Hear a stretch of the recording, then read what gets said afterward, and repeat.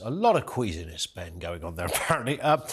What's interesting about Priti Patel, you are forced to kind of go, well, you were the Home Secretary for a number of years, so you could have perhaps done some of this stuff. But nonetheless, she's talking about Greek-style reception centres, and it seems to just be this circular... What she's saying makes perfect sense, but we've been having this argument for donkey's years now. We have, and look, and the same applies to Suella Braverman.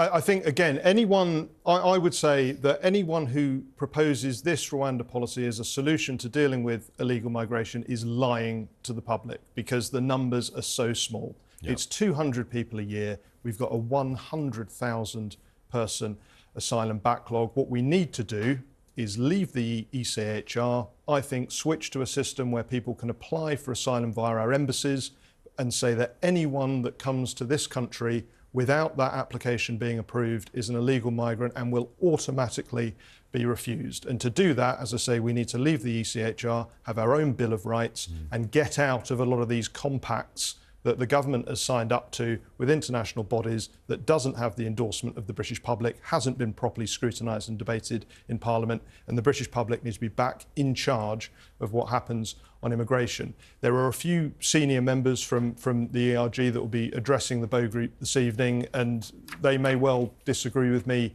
on that issue, but I think the second worst thing that could happen to Rishi Sunak is that he loses this vote tonight. The worst thing is that he wins it, because if he wins it, it will become very quickly apparent that this does not deal with the problem. Indeed. Let's get a final word, Ben, on somebody else who's rarely out the headlines for all the wrong reasons. Gary Lineker, who's now taken to...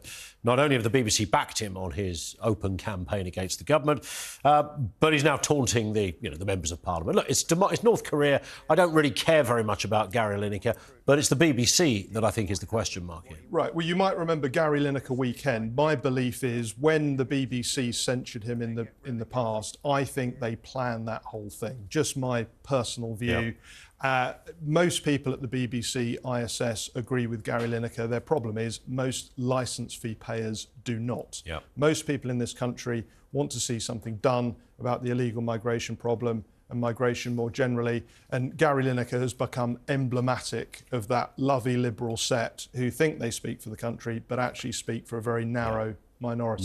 Not really reading the room. And I would sort of argue really that Lineker is probably the best example of all that is wrong with the BBC in many respects. A totemic example, given that the BBC deal with Lineker, they pay him whatever it is, million a year to do this sort of half-hour sports punditry show. It really would make no difference at all to viewing figures if somebody else presented it. They could throw it onto iPlayer, they could do all manner of things.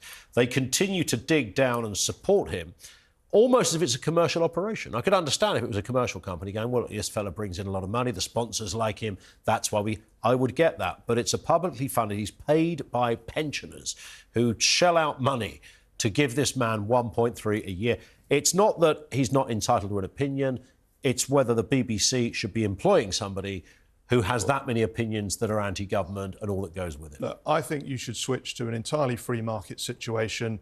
Have Ofcom there to only do things like child safeguarding, have freedom of speech across the board, have an open market, and then if people want to pay to watch Gary Lineker, they can, and if they don't, they can't. That's the only sensible system, I think. There it is. All right, Ben's going to stay with us.